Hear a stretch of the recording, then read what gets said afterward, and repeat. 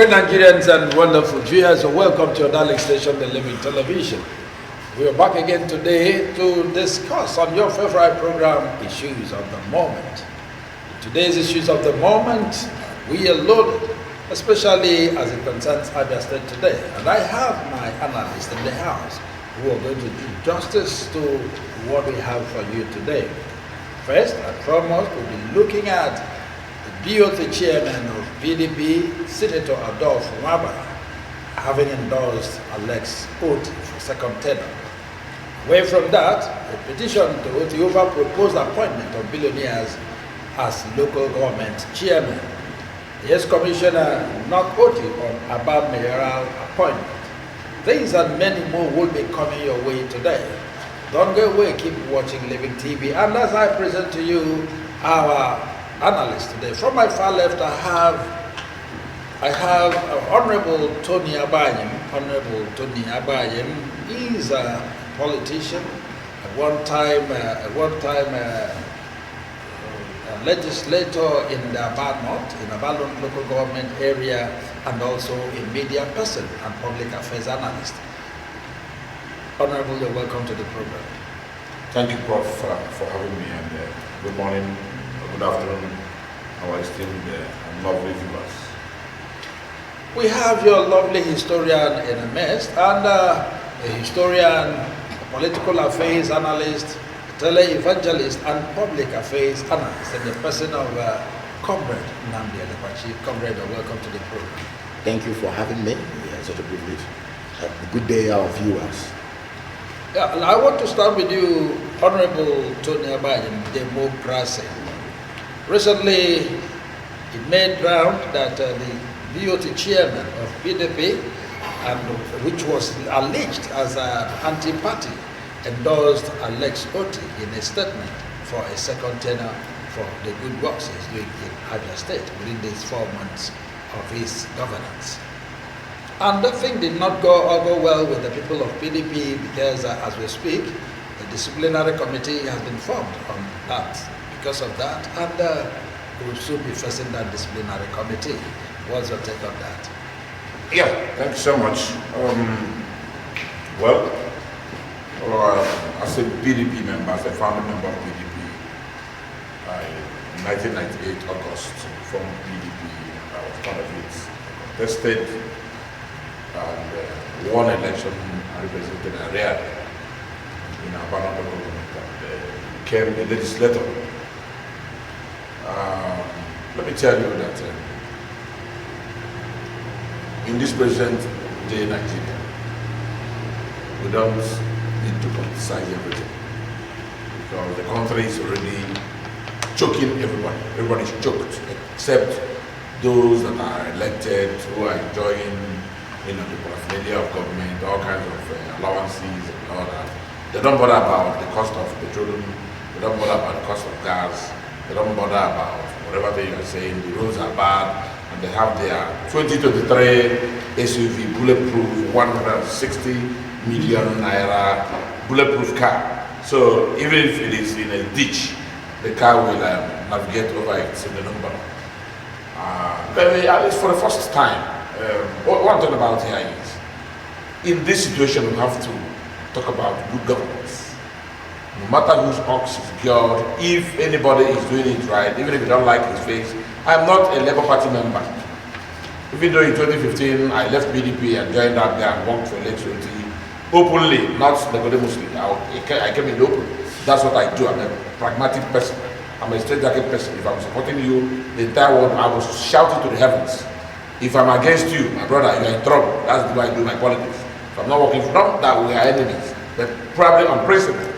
Let me tell you that in today's Abia, in today's Nigeria, we should be very positive and speak truth to power. We should be talking about good governance now, not about political power, for goodness sake. Those that are attacking the former Senate president, good and fine. For the first time, old men are talking. My brother, I say the same thing. I've been saying it all this while, that Alex Otti, being a member of a Labour Party and of PDP, if he does anything good, I will clap. I will shout his praises. If he does anyone that is anti-people, oh goodness me, he will be in trouble. That's what I'm doing in every media platform where I operate. Let me tell you that those living in Port Harcourt Road that has been abandoned in the last 20 years, if they eventually, if they lay out their hands on we PDP members, what we will see will not like it.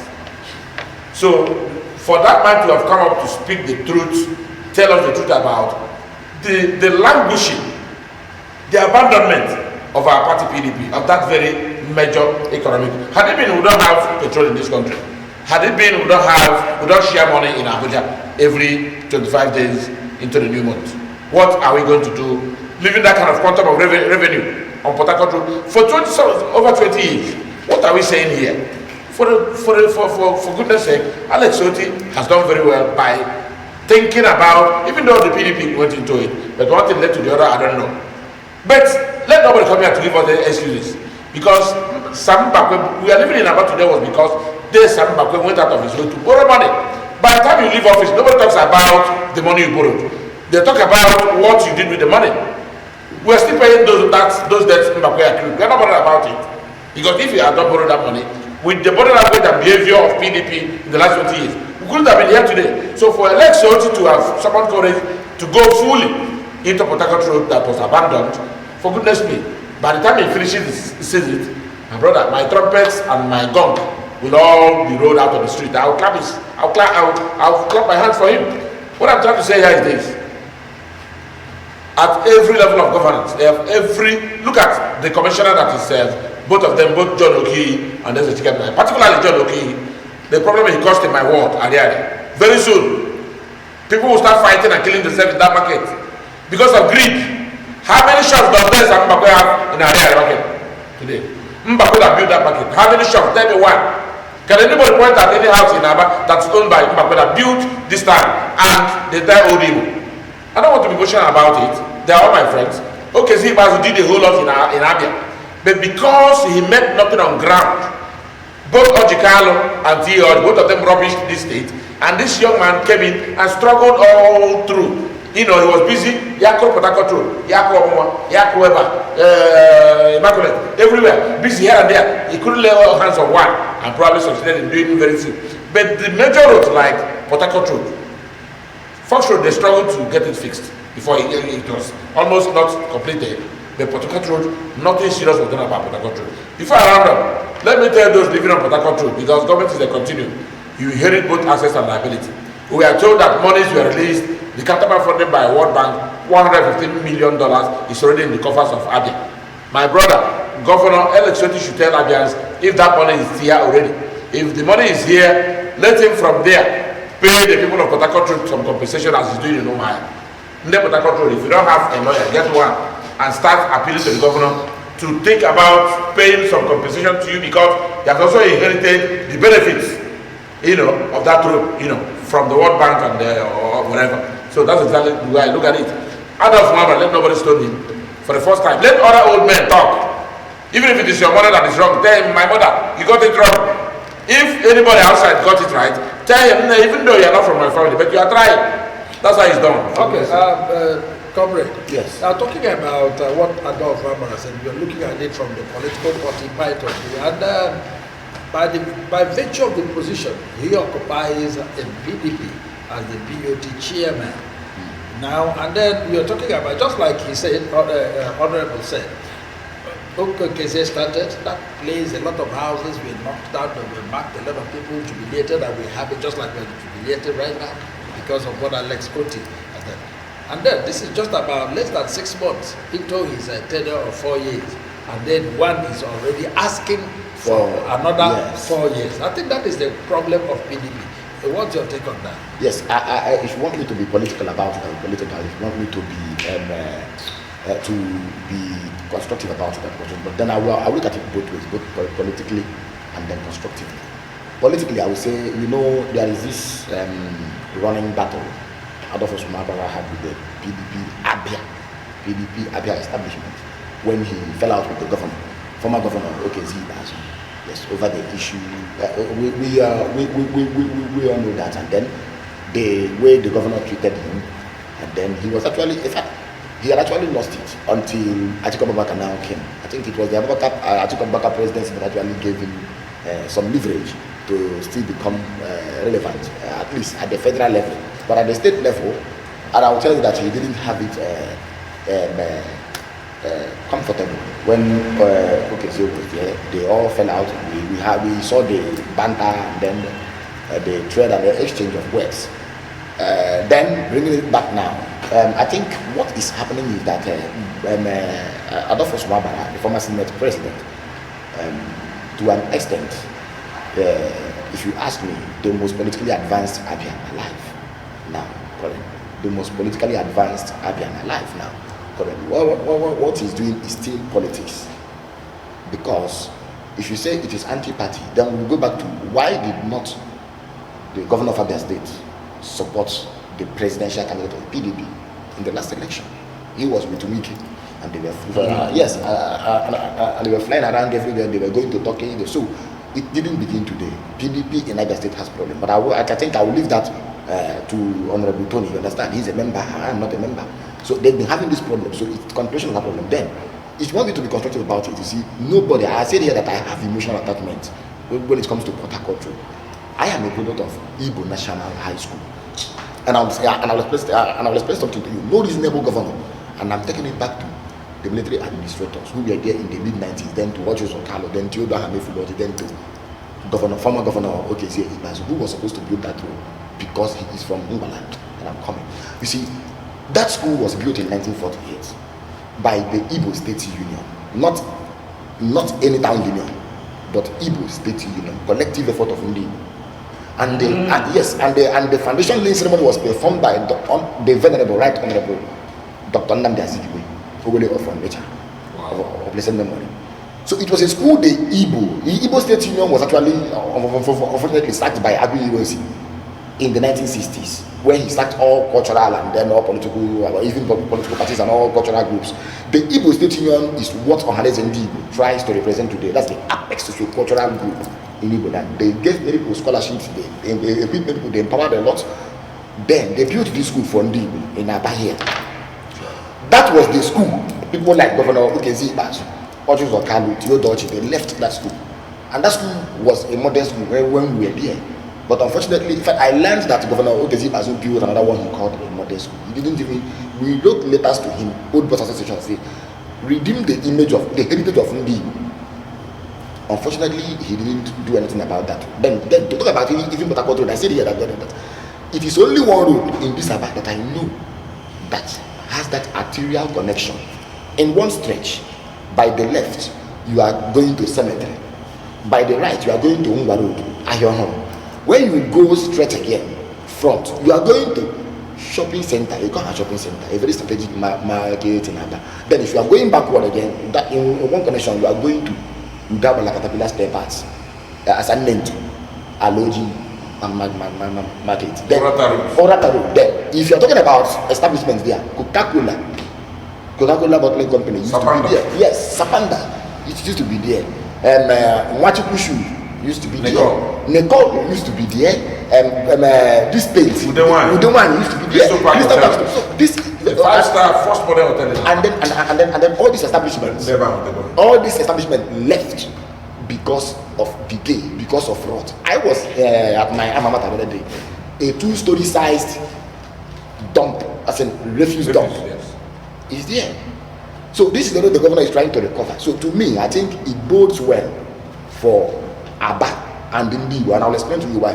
Port Harcourt Road is not just a road; it is a connection, a nexus the Igbo has with River State, and by so doing, and by that, it is a connection between the southeast and the south. No reasonable governor should allow that road to rot. So these 3 governors successively, they did nothing. Even Okezi Ibazu, who approached the World Bank and then received $27 million, then totaling about, received 57 million, $27 million, then totaling about 56 billion naira.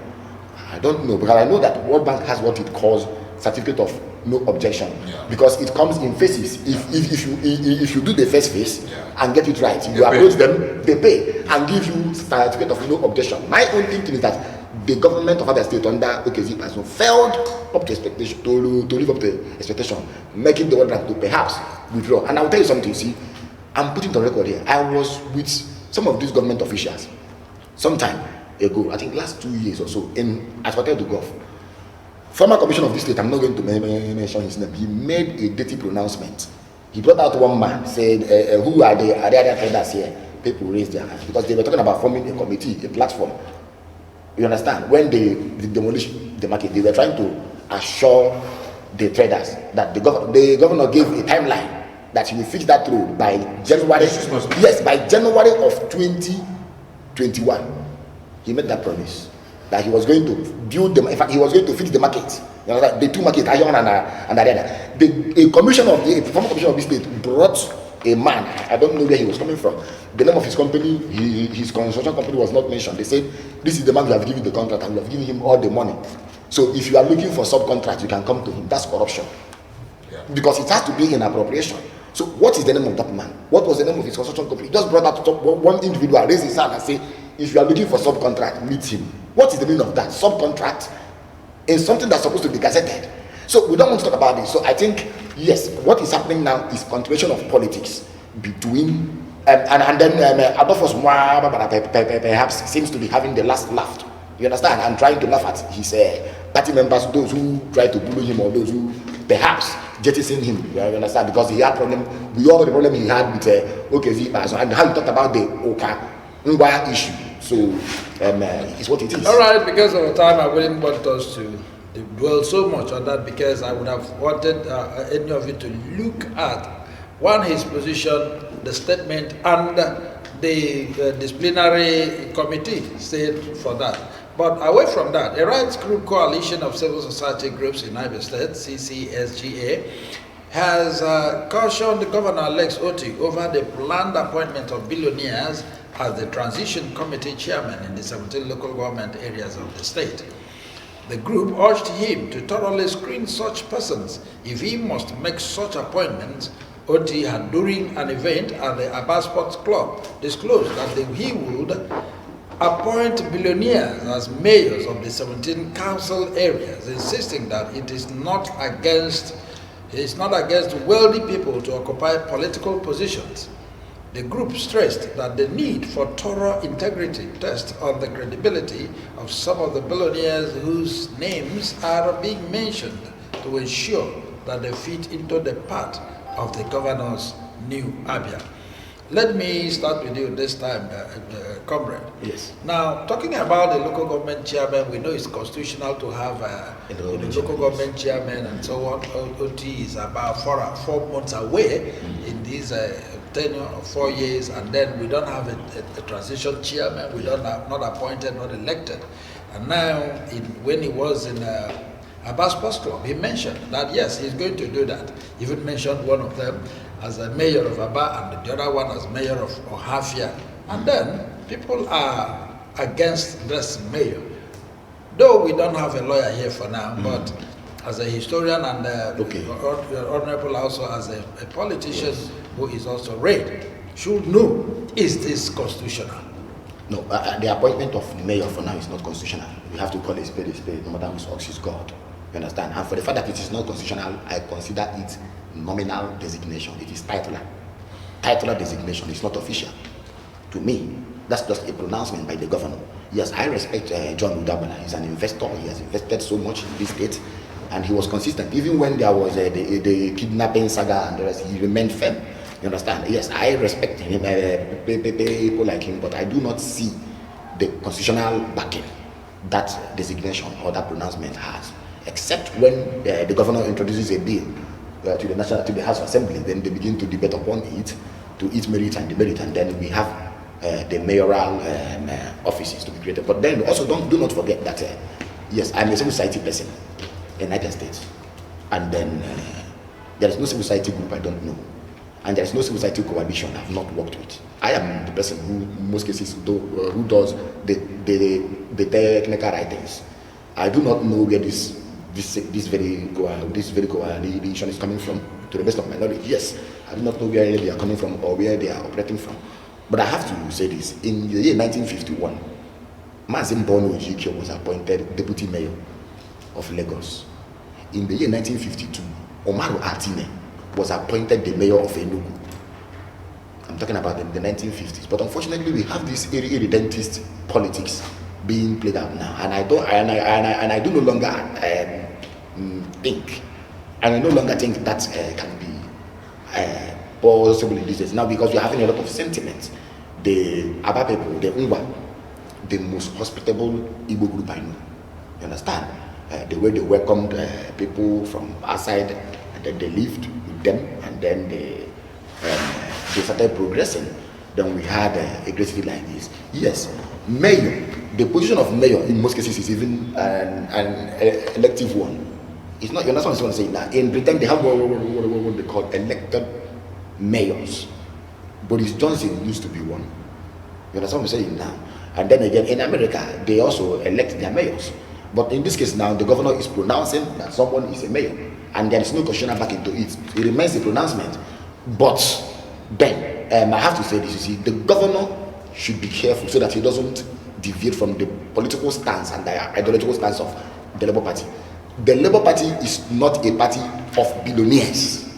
It is a party of the working man. It's the workers' party. You understand what I'm saying? Now, and I have to say this. He must make sure he remains stable in that ideology. The Labour Party is not a party of billionaires. Yes, it's a party that actually tries to create wealth or to emphasize on production. You understand? More rather than consumption, as Peter Obi articulated. But he must not deviate from that stand, because we are talking about a party where KK and tricyclists were able to win election in some parts of the country through the platform. So the governor must also be aware of that very narrative. Then those who are talking, I've been reading a lot on social media platforms, including former governors, including former commissioners and what have you. There is a point you begin to chase some of these things, and it will lead to irredentism, as if we are Africans do cry, for example, now that the world is marginalizing them, that the West is marginalizing. But then you come to Africa, you see that South Africans are carrying out xenophobic attack against Nigerians in their country. For what? For being successful. Then if you bring it back to Lagos, you cannot talk about Lagos without mentioning a man like Louis Odumegwu, who was the first president of the Nigerian Stock Exchange. You understand? And who developed or built the Victorian Garden City. You understand? But unfortunately today we are having that sentiment. We are having supremacist ideologies. People are thinking that yes, these people are trying to expand and then encroach and then own our land, just like you have it in Palestine and so then bring it down here. We should not allow that to actually worry us. We know the owners of Abia. Abia belongs to the Ngwa, the most hospitable, the most welcoming, the most receptive Igbo group. You understand? And this is the only place you have in large number, Anambra population, Enugu population, Ebonyi population, and the language we speak here is a hybrid language. It's not like what you see in Onitsha. It's not like what you see in Owerri or in Enugu. All right. Okay. Honorable, where you've been in this town for a while. You've also been a legislator in one of the urban centers here. And then talking about this mayor of a thing, I just wanted us to dwell specifically on the legitimacy or the constitutional provision of this mayor of a thing, since one person has been appointed, before we go into the comments both by the indigenous and some other commissioners who are concerned. Yes, let me tell you that in our local balance, there is something we say here that yes. If evil stays a very long time, it becomes a tradition. Yes, it becomes a normal thing. That because I've been looking at this whole issue a very long time, since 1999 we came here, talking about the immunity clause. Governors and presidents and their deputies behave anyhow because of that clause. Had it been that thing is not in the constitution where the governor is as civil or is as reachable legally as anybody, they couldn't have been this, emperor kind of status they are wearing. Because they know that they can't take them to court, they can't investigate. At the time, somebody from River State went to court, the governor said that all he did then, he did in his capacity as a sitting governor that enjoys immunity, that you have no right to arrest, to investigate, to probe, and all that. Talking about Peter Odele. who went to court and got what they call, is it perpetual injunction? Perpetual injunction means forever don't question me. Forever not to be questioned. A man who held a public position, who controls people's common patrimony, says that those that owns the money should not ask you, my brother, how much is the balance of the message I sent you? You can imagine that. So that is what is giving these governors this whole impetus to talk the way they like, behave the way they like, embezzle the way they like, buy whatever they want to buy, board flyer, their sons and their wives are boarding private jets, while people in the streets are struggling to have a square meal. Not a nutritious square meal, to make sure that something crosses your mouth, whether it is poison or not. Let me tell you, in 1976, the man they called General Olusegun Obasanjo took over after Murtala Mohammed was assassinated, because he was the 2IC, and naturally, because that coup couldn't succeed, he became the head of state. And at the end of the day, they started pursuing the coup plotters and lay hands on a good number of them, Dinka and all the rest of them. And Olusegun Obasanjo picked his red biro and signed the coup d'etat decree. The content says, if you are privy, that's you are just passing and you had it, and somebody saw that you passed while they were discussing it. Definitely, if you are not deaf and dumb, if you are passing through here, you would have heard what we are discussing. My brother, you are part of it, if the coup fails. And lo and behold, Obasanjo went to Denmark, and his usual was stubborn. He said, no, how can somebody say, I'm involved in a coup? How can I, at my age? What am I going to do with a coup? Blah, blah, blah. They begged him, where he went to attend the international meeting of Transparency International. They begged him not to come back. He said, no, I'm coming out. Who's about a small boy of yesterday? The man came here, Mechikom, and the court martial, an army colonel, they call Bello Fadel, stood on the witness box and asked him, Oga, have you forgotten I told you about this thing now? Why are you denying? And the person was dumbfounded. They brought out the chairman of the tribunal, brought out the decree and showed him, Oga, who signed this? What is here? I say, Olusegun Obasanjo. What is the content? If you are privy of the coup, you'll be executed alongside the major plotters. That was how Obasanjo could have died. If not for the intervention of Christians, Khan and the Pope of a Catholic Church. Let me tell you, the presidents our brother Otti is trying to set today will boomerang. Let's give him 8 years. My brother today, okay, say it's history, isn't it? Yes. 8 years go as if it never happened anywhere. So he should tread very carefully. There's nothing like mayor in our constitution, for goodness sake. Exactly. And I watched that clip. That statement was ungubernatorial. A governor should not talk that way. Exactly. He is the number one citizen. People should, whatever thing he says becomes law. Yes. You don't say, if you don't like what you are saying that is unconstitutional, is illegal. And you're saying if you don't like hit your head to are you a soldier? The war. Yeah. For goodness sake. That speech was not We've good. lived in peace here with these our brothers. Yes. Just like you said, I came all the way from Orlo. In my place, they couldn't have allowed me to become even a ward provost. I'll pay through my nose. You know the expensive letter of politics in Imo State. Look at what's going on there today. I came here and became a councillor. Seamlessly, elected councillor. I've been elected to the governor twice here. Even the past liaison officer to the House of Rep member, just a few days ago. And I'm from Orlo. We've lived peace very quietly here. Look at what is going on in Lagos now. The Alaba market closed. Closed. The other one, my two Igbos are all there. In as much as they are also closed there, because if where you are doesn't determine who you are. Yes. It is who you are that determines where you are. If you have that product that is required by the people, by your customers, they'll come look for you, even down the sea. So I should start thinking about coming home. What am I going to say here? My brother, our brother elects us. There's nothing like appointment of mayor. Let's go to Morgan School, first class. Which one is the appointment of mayor? Mayors are elected. Is he trying to make us believe that he's an emperor that they accuse him of being? Is he trying to make us believe that nobody attaches him? And I think... And there are no lawyers around it. Okay, no, don't say this. There's nothing like appointment of mayor. Mayors are elected. Either I call it a local government chairman, or a mayor, or a sheriff. Good and fine. I want to even come in, Honorable. You see, what we are looking for is the constitutional provision. That's the creation of the local government chairman. Yes. Yeah. I'm not interested in the mayoral appointment. Yeah. I am interested Let them get elected and name them mayor. The election he will conduct through APSEC. When are they going to conduct the local government election so that people, you understand, so that the 30 years of government can breathe life? Let me also tell you.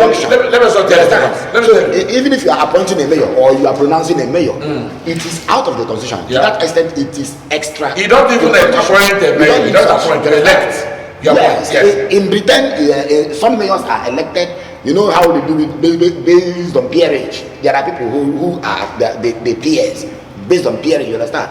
That one is they have a different constitution. Yes. Then I think it is in his interest to allow the 30 year of government. You understand? Let me beg here and begin to. Let me beg. Okay. Yes. Everybody should be living in Abia. Every woman across the globe should try as much as possible to appeal to the government to come out in the open and say, please, I didn't say that. I didn't say Abia is, because people are calling from overseas and saying, how can somebody say Abia is a no man's land?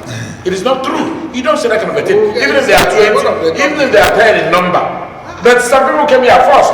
Even if everybody is a migrant, but some people came first. I appreciate that. If you want to do anything, do. In Lagos, people are calling indigenous also. Those that are saying Lagos for Lagos, they are indigenous. In Kano, they are indigenous. Even in Australia, in America, Red Indians on America, they are the first to come there. So don't come here and make us start, because here at the time, nobody knows who is a non-indigenous before now. Yes. It was politics that made us start saying who is a non-indigenous. When we are growing here in Abia, this is our whole thing. I started hearing it from 2000. Before now, it wasn't there. So let everybody appeal to him to please, if you want to appoint anybody, go ahead. We're all stakeholders here. All of us contributed in making this place. But let's continue to have this peace we have here. If there is any crisis in Abia today, every woman everywhere will be affected. All right, our wonderful viewers, we're going to go on a very short break. When we come back, issues of the moment, we'll continue. All right, as I hinted argument already, we're going to look at more of this, and then the meaning of no man's land. Is there any place where you have inhabitants that is a no man's land at all? We'll look at that when we come back. Don't go away.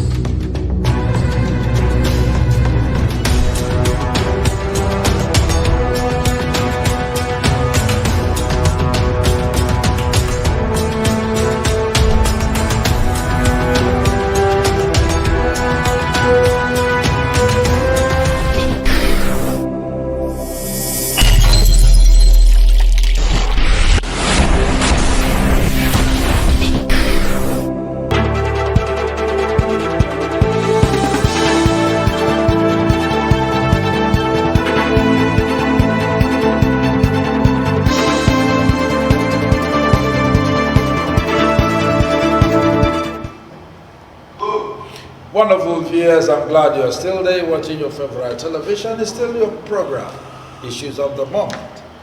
Moving on, The immediate past Commissioner for Information in Abia State, Chikamnayo, has knocked Governor Alex Otti following his appointment of Anambra State-born billionaire Ide Udawara as the mayor of Abia State.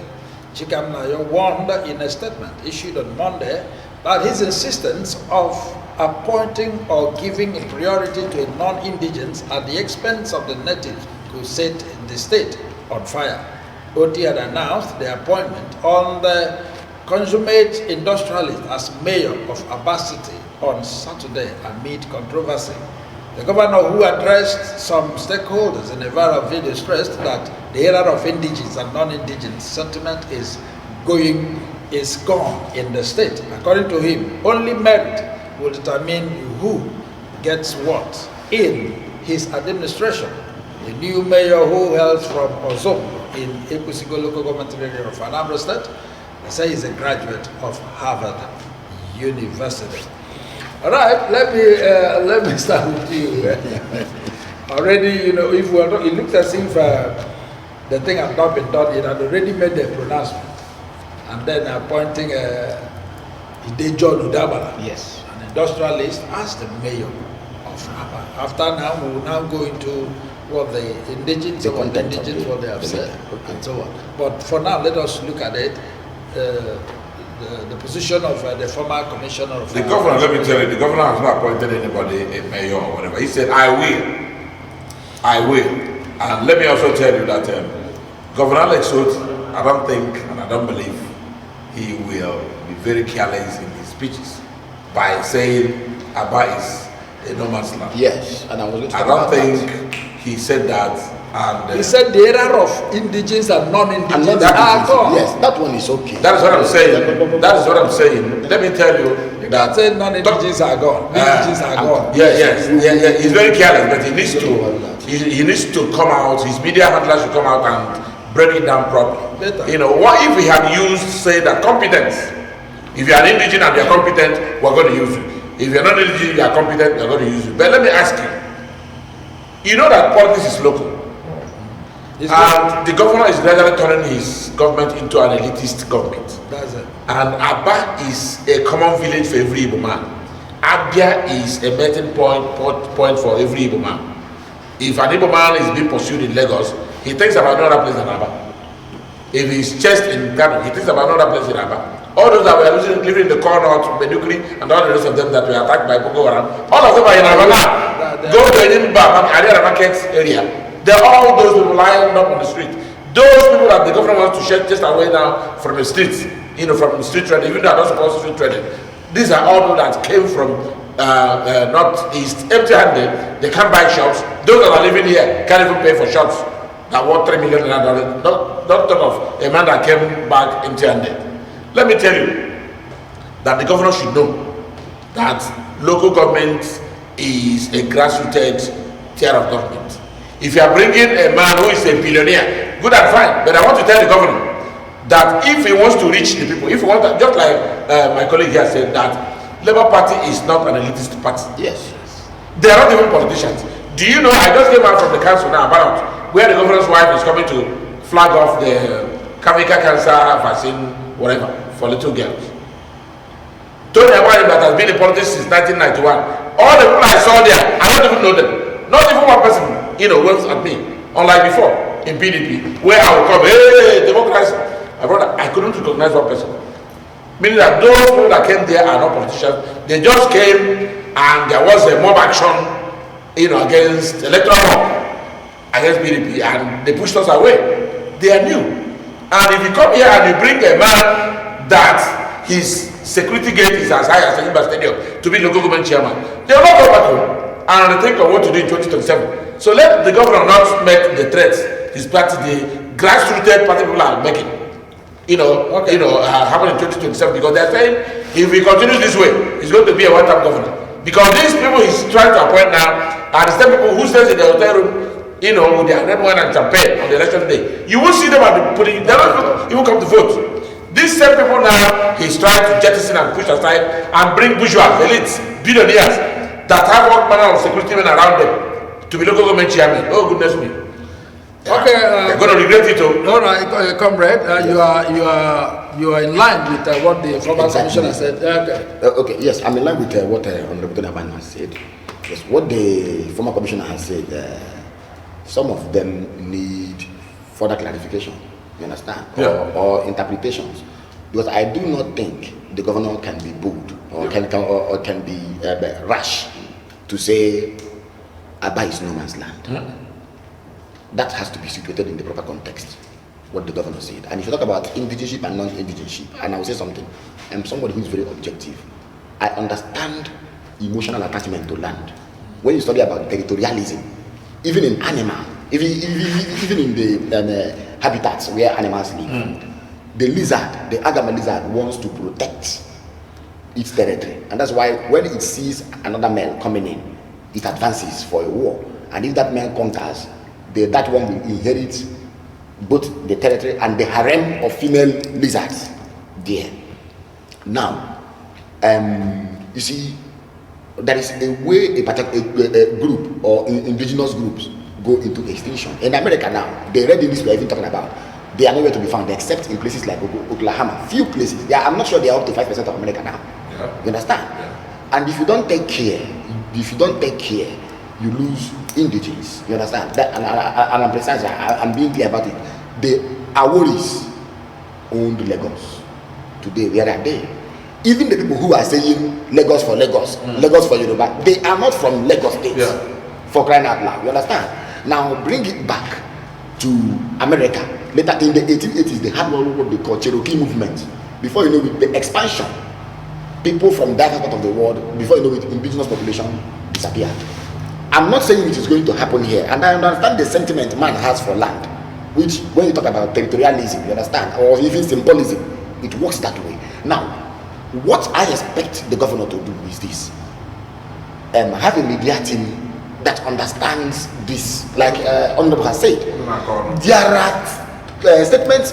In fact, the statements you make actually exhibit to a large extent your political ideology or your political leaning. You have to be careful, and your media team has to be up and doing in interpretation and then image making in addressing some of these things. You understand? We are not here to say the Ngba people don't matter. No, they matter a lot. And I said here, I don't know elsewhere in Igbo land where you have this kind of human. In fact, I'm not supposed to do this, but the migration that brought about Abia started from even Uzuakolo to Umuahia to here. Why did it happen here? And before the war, most houses here were even owned by non-indigenous. It shows you something, that the land itself became even a sort of blessing. And nobody talked about this thing until we returned to democracy. Nobody talked about this indigenous thing until democracy now came. We've been in this, we've been here, even it got to a point where a governor will actually balkanize kingdoms. Balkanized kingdoms, and now we now have what was actually alien to our culture as Indigo. We now started having the so-called autonomous communities, elect, and then we started having Ezes who are being paid from government purses. You understand? So I think what the government need to do is to look at the grassroots needs. You see, he cannot get it right. If you bring a bourgeois or a capitalist, or if you like industrialist, an industrialist is an industrialist. A bourgeois is a bourgeois. What you're talking about is people who understand.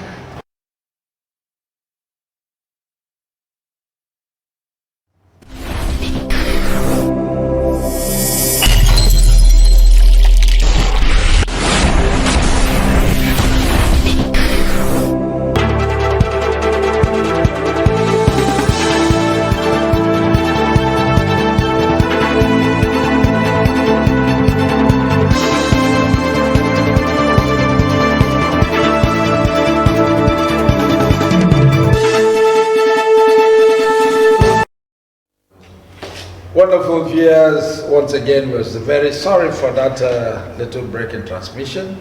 We are back now. The indigenous people of Abia, comprising 24 communities in Abia North and Abia South local government area of Abia State, have vowed to resist Governor Gov Otti proposed appointment of a non-indigent as the mayor of Abia. The governor had, during an advent at the Abia Sports Club, disclosed that he will appoint billionaires like John Abala as the mayor of Aba, and Chief David Oba Bodex as the mayor of Ohafia. Reacting to the governor's statement, the indigenous people of Aba, under the umbrella of body of the Aba Ngwa People's Forum, at the end of their meeting in Aba, described the governor's statement as unacceptable and provoking, and warned that Aba is not a no man's land. Let us take it from there, comrade. But this is the people of Aba now talking, saying they will never accept this. In fact, they said this is an aberration, and they will never take it. Yes, like we did say here earlier, we have already established, and I want to commend Honorable Tony Habani the way he talked about it.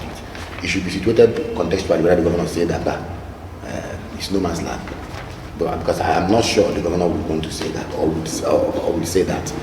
But yes, I understand the fears. You understand, of exclusion, the exclusionary tendencies of government. We've seen that in most cases, people or a group could be excluded from governance or from enjoying the spoils or from being or from one juicy appointment or the other. But I do not think it's something we begin to make a mountain out of molehill, because to me, for now, the mayoral thing is not anywhere in our constitution. It's not even anywhere in our laws of the state, because we have constitution.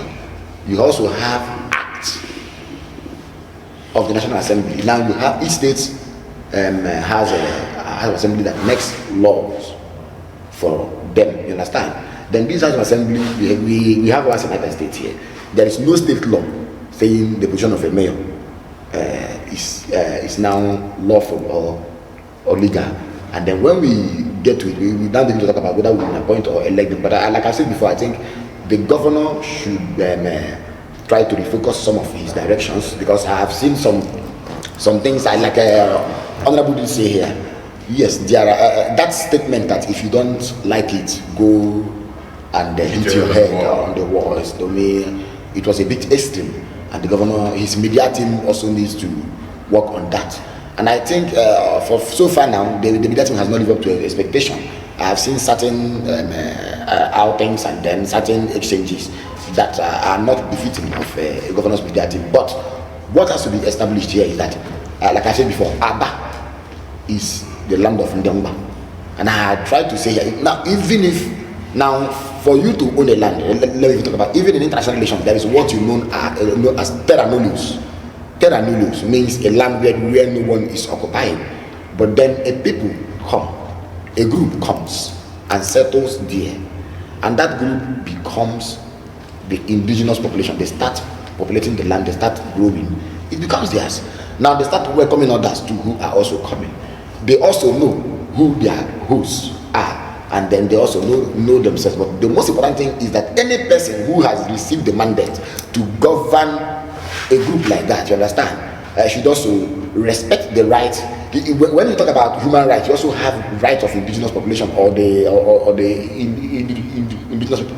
So you also respect their rights. You also respect the right of everyone, whether resident, whether resident, indigenous. All right, Honorable. Now looking at this, these are the youth of the land have reacted. Even the elders from the 24 communities of both Aba North and Aba South have also come out to say that this is an aberration, and then that is a total disregard to the indigenes of the land. And now they were not even consulted before this pronouncement and so on, and that they will not take that. What I'm trying to say, if our governor, if actually he's a Democrat, and because it has been alleged that he behaves like an emperor and nobody advises him, I don't think it is true. If the governor can stoop and come out and address Abians, Aba is very, very important to Abia. Aba is very, very important to anybody that speaks Igbo language. Every human being on this planet that speaks Igbo, that says Bia, Gawa, lives in Aba, between Asaba, Delta, down to Ndoki, University of Ikwere, down to Ndoki, Elasa, and all that. So Abba is a very important place to an Igbo man. And anything, any action statement that can trigger hatred, because the thing is already, the dichotomy is gradually growing before now. Sentiment. If nothing is done to readdress in a very positive way these so-called utterances by the government, which we are still trying to interrogate to know actually if the governor can say this, because it's an Abba boy. Tony haven't come from Olu as a nobody and came here today. I'm better off. Today I'm a big man, my brother. I have my children are already in school, higher schools. And I came here with one trouser, one shirt. And today I can feed myself. I have at least a mobile. If I don't have my own house, I can pay for my house rent very comfortably. I can train my children and feed them and do other things. I have to appreciate this very loud. Not to talk of those that came here also like I did, and today they are multi-millionaires. We have to appreciate the land. We have to preach peace. We have to build this place. Get back to your village. How long do you stay in the village? 3-4 days, 1 week. And they'll be asking you, oh, are you still here? You not come back to Abba. And this is a place you come and stay 340 days in a year. And no one asks you, where are you coming from? Are you going? Are you coming? You are free to do everything here. Politics, business, everything here in Abba. And the indigenous are not bothered. They don't disturb anybody. Yeah. So what we are trying to say here is this. The governor should, let me also ask the governor, if you appoint billionaires as local government chairman in Abba and Amafia, if there are no billionaires in Umunochi, what are you going to do? If there are no billionaires in Ugunabo, what are you going to do? It's neither here nor there. Such statement is very clear. I don't think the governor said that. Maybe it's coming anyway, because it's a public function. So in public function, you can throw banter, you can throw jokes, you can do comedy and all. So let me take that as the comedy state. The governor cannot. What I will take there is anybody that is competent. That is the right one. That's the line the governor could have told. If you are an indigenous in Abba and you are competent, you are going to be an administrator. You are going to be part of my government from councillor down to chairman to commissioner. If you are competent, you are non-indigenous of Abba, even if you are from Akwa, you just impress everybody, and you are competent, you are going to be part of my government. That would have been more acceptable than trying to tell us that the areas of indigenous or non-indigenous. No. Even the indigenous will not take it serious. I mean, the non-indigenous will not take it serious, but the indigenous will see it as a slight. They will see that as an affront on them. And we are saying this love and togetherness we've enjoyed and acceptance we've enjoyed all this while. Hospitality, we've enjoyed all this love. Abba was established over 1909. That was when Abba became fully a commercial town. And we've enjoyed this. You can imagine, during the abandoned property in Port Harcourt, during the war, the Igbo people came out of anger of also what the Igbos did to them. The era of Apiu becoming the first mayor of Port Harcourt, an Igbo man, and was also reckless like what we're seeing today, talking anyhow, treating the indigenous, the Ikweres and the riverine people, anyhow. Before you get a CFO from the mayor, you'll be asked to go to Enugu and meet Michael Abara if you are from that riverine area. But if you're an Igbo man, he will give you the CFO. And you can see that when the war broke out, the riverine people say, this is an opportunity. Let's deal with them. They chased us away, told the enemies where we were. And we abandoned our properties there and came back. And they come into town and took over. And everybody rushed into Abba. And then the people accepted everybody. So let nobody trigger any problem here, because if there is any crisis here in Abba, my brother, our children will not even survive it. All right, comrade, let us take a final take on this, on the program, generally. Okay, my take is simple. We have actually exhausted and explored all these points, and we've had good and stimulating conversations. I wish the governor has a way of reaching and then listening to take 1 or 2 tips away from what we actually talked. I think the most important thing now is governance. I think the governor should not talk in a way that will bring about dichotomy, so that we begin to see that these people didn't vote for you. He's now governor of everybody, and he should talk like that. That's number one. Then number 2, I think, like Honorable said, Abba has winners, and that has to be also taken into consideration, and that has to be also respected. The rights of the indigenous and then non-indigenous also have to be respected. But I do not know how possible it is for the governor to say he will make billionaires local government chairmen. And these are the things his image makers, speech writers, media team, and even chief press secretary should look into and address Abians accordingly. Say this is not what the governor actually intended or meant. You understand? Or this is not the intent of the governor when he was addressing. Then, on the issue of PDP, I think it is what it is. It is politics, and I think, like I did say before, Honorable Tony Abanyam will do us a lot of good when it comes to that. Thank you. All right, Honorable Democracy. So, what's your take on generally on all that we've discussed today? Yes, let me very quickly again appeal to him, advise him, because he should also open his ears and listen to everybody. In as much as they are saying that the former governor didn't do wonderfully well, he didn't do well because he met nothing on the ground. The two former governors messed up the entire system, and this one came and started from the scratch. I was trying to do bit here and there to impress everybody. In as much as they are saying it out, that people like us who lives in an area that is not motorable, that nobody goes into, and today we can drive straight to our homes. We are applauding him, we are clapping for him, we are happy for him. But let me tell the governor to face governance and allow social issues to be taken care of, by those that are involved. The crisis in Norge, why is the governor, local government welfare association, that are not even constitutional, the governor wants to meddle into it. The traditional rulers is quarreling with them. Political fight here and there. His party members are not happy with him, to the best of my knowledge. They can pretend. I know them, what they say. Look at the crisis we are seeing in Enyimba now. Enyimba, that's only social outing that gives an Alabama happiness. Today Enyimba is almost dying. It is not politics, for goodness sake. If you are doing it well, go ahead and do it. As far as it to bring, lures and email laundering to the state. Even though I don't like your face. The man he brought there, I've been saying it. I am on hashtag Kano must go and hashtag bring back Anya Siago.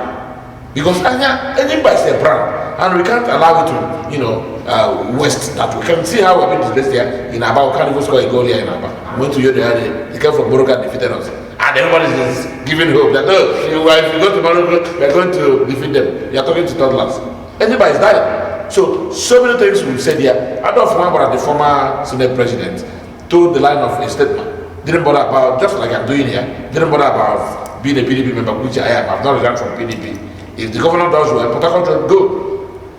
He's into tomorrow too. Let this, just like the bishop advised, Bishop John Adeng, who goes Abia, there's his bishop. Okay, go into commercial roads that will open up this place. Not just less than 1 kilometer, less than 10 poles road. You will now come and cut them. This is an old thing. You promised us a new thing while we are coming. You came and you are doing the same old thing. A walkable distance road, you just attach it and cut a tape and say you've commissioned it. All those things are very petty and like bringing back the old system. What you're saying is that the governor promised us a new Abia. We need to see a new Abia in environmental sanitation, the environment in Abia. Good and fine. He said, I'm also clapping for him. They're saying that they want to turn waste to wealth, bringing in the private sector to manage waste in Abia. Yes. And the second phase will be now where you sell your refuse. You back them differently, degradable and non-degradable. You sell them. That is the new idea we expect. Not this local fight. National Union of Road Transport that government wants to put a chairman. No, he wants to put a chairman. And there's he wants to put a chairman. Oh goodness me. No. First concrete and positive governance and allow petty things to lie there. They won't bother you. The most important people are these same people that made you governor. Those people on the street, they are the most important people. Not that your bushers and billionaires. On the election day, you will see them. If I'm a billionaire and there are election day here and people are shooting somewhere, I won't even come to vote, not to talk of coming to defend the people that would like to die there are those telling orange on the road, those cricket drivers, those mama put sellers. These are the people that come to the polling booth, vote for you and say, go and vote, I count it, you want to see it here. Everyone will bring their phone and start snapping. You won't see these bushers there. Right. Okay, wonderful people, great fans. I'm glad you were there throughout this program, and that's the much we're going to take for today. Remember, the Bible says in Jeremiah chapter 29 verse 7, pray for the peace and prosperity of the land in which you are in exile with, for when it prospers, you shall prosper. That is also to both all the functionaries of government in Abia State. There is no land that is a no man's land. That's exactly what the analysts have said today. And then respect does not mean cowardice, but a cord can break when the respected does not reciprocate to that respect. And when it is properly accorded, every other person relaxes. And that's the watch we are going to take today. From my far left, I have Honorable Tony Abanyim, Democracy. Democracy, we're happy to have you today. Thank you. And after him, I have Comrade Nnamdi Lukachi. We're very pleased to have you here today. I'm also pleased to be here. Thank you for having me. Thank you and goodbye, viewers. And wonderful viewers, this is your anchorman, Chinedum Adiele. Tomorrow is another day. Nigeria Today will be coming your way. Tomorrow we'll be looking at topical issues. Keep watching Living TV. Bye for now.